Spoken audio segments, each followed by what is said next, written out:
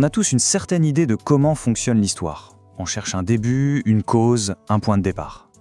Mais et si cette manière de voir les choses était en fait complètement faussée?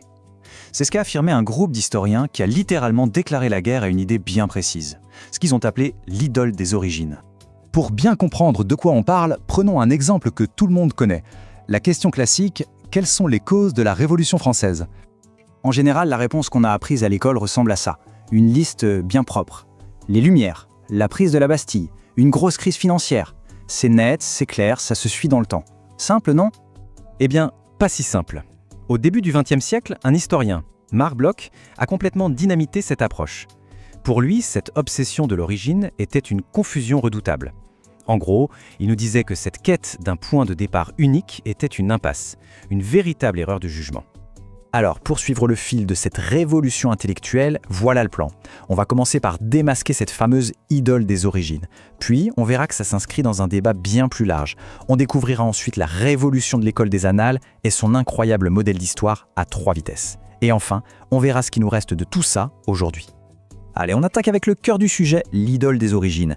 C'est ici qu'on va mettre le doigt sur une faille assez profonde dans notre manière de réfléchir à l'histoire. Mais c'est quoi au juste cette idole des origines ? Eh bien, c'est tout simplement cette idée, cette croyance tenace qu'expliquer quelque chose, c'est juste en trouver le point de départ. Comme si un événement aussi immense et complexe que la Révolution française pouvait se résumer à une seule étincelle, une cause initiale. Et le problème, c'est que cette chasse au commencement est hyper réductrice. On finit par sacrifier une compréhension riche et nuancée juste pour avoir une belle histoire simple à raconter. Ça nous amène à lire tout le passé en fonction de ce qui s'est passé à la fin, et pire, à appliquer nos valeurs d'aujourd'hui à des époques qui fonctionnaient de manière totalement différente. En fait, cette critique de l'origine, elle ne sort pas de nulle part, elle s'ancre dans un débat beaucoup plus vaste qui traverse toutes les sciences sociales. Il y a en quelque sorte 2 façons de connaître le monde. Imaginez 2 grandes équipes. D'un côté, l'équipe expliquée, avec des penseurs comme Durkheim. Eux, leur but, c'est de trouver des lois, des régularités, de traiter les faits sociaux un peu comme des objets scientifiques. De l'autre côté, il y a l'équipe comprendre, menée par des gens comme Weber. Leur objectif, c'est de saisir le sens que les gens donnent à ce qu'ils font. Et l'histoire traditionnelle, avec sa manie de chercher la cause, elle jouait clairement dans la première équipe. Et c'est justement pour sortir de cette impasse qu'une nouvelle école de pensée va tout bousculer. C'est le début de ce qu'on a appelé la révolution des annales.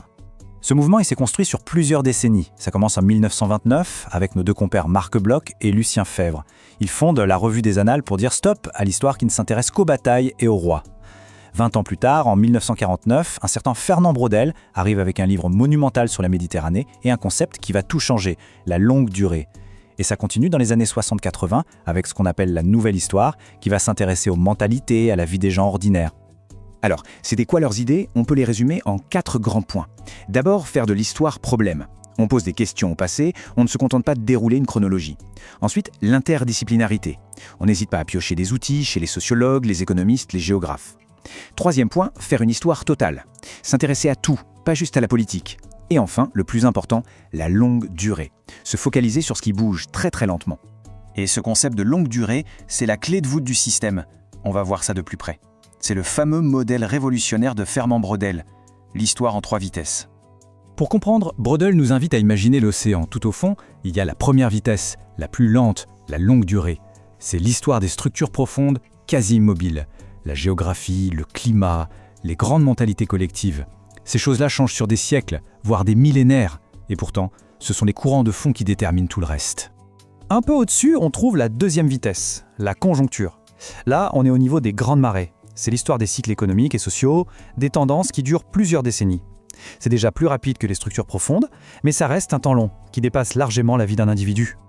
Et tout à la surface, qu'est-ce qu'on a? L'agitation, c'est la 3e vitesse, celle de l'événement. L'histoire du quotidien, des batailles, des décisions politiques, des grands hommes. Pour Braudel, tout ça, c'était juste de l'écume sur les vagues. Intéressant, bien sûr, mais totalement insignifiant si on ne comprend pas les marées et les courants qu'il a créés.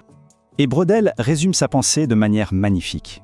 Il dit « L'histoire n'est pas l'épouse docile des faits, mais une construction critique qui cherche à découvrir sous l'événement les structures profondes. » Le travail de l'historien, ce n'est donc plus de décrire l'écume, mais bien de sonder les profondeurs, pour comprendre les forces qui animent l'océan de l'histoire. Bon, pour que ce soit encore plus clair, mettons les 2 approches face à face. C'est vraiment l'émergence d'une nouvelle forme d'histoire. Le contraste est saisissant. L'histoire traditionnelle s'intéresse aux événements, aux grands hommes, à la politique, sur un temps très court. Sa méthode, c'est le récit, et son but, c'est de trouver l'origine. L'histoire des annales, elle, regarde les structures, les sociétés, sur le temps long. Sa méthode, c'est l'analyse, et son objectif, c'est de comprendre la genèse. Et attention, la différence entre origine et genèse, elle est absolument fondamentale. Une origine, c'est un point. Une genèse, c'est un processus. Alors, pour finir, qu'est-ce qui nous reste de tout ça aujourd'hui? Quel est l'héritage de cette école qui a voulu aller au-delà du commencement? Le plus grand héritage, c'est un changement radical dans la façon de poser les questions. On est passé de la question « quand est-ce que ça a commencé ?» à une question bien plus profonde. Comment est-ce que c'est devenu possible? On ne cherche plus le point de départ, mais l'ensemble des conditions qui ont rendu un événement possible. Et l'impact de ce changement est énorme. Ça a permis de remplacer les explications simplistes par des analyses beaucoup plus complexes, à plusieurs niveaux. Ça a aussi contribué à déconstruire les grands mythes nationaux qui reposent souvent sur un seul événement fondateur. Ce modèle a même inspiré plein d'autres disciplines. Et surtout, ça nous a laissé un réflexe salutaire, se méfier, toujours se méfier, des histoires qui commencent par « au commencement, il y avait ». En fin de compte, le point vraiment crucial, c'est celui-ci. Les récits historiques les plus puissants, les plus éclairants, ce ne sont pas ceux qui nous racontent une origine, mais ceux qui nous dévoilent les processus lents, souterrains, qui ont rendu cette origine possible. Et ça nous laisse avec une dernière question. Une question à méditer. Aujourd'hui, dans notre monde, quelles sont les histoires d'origine qu'on nous raconte et qu'on accepte sans broncher, mais qui en réalité mériteraient d'être complètement repensées avec ce nouveau regard?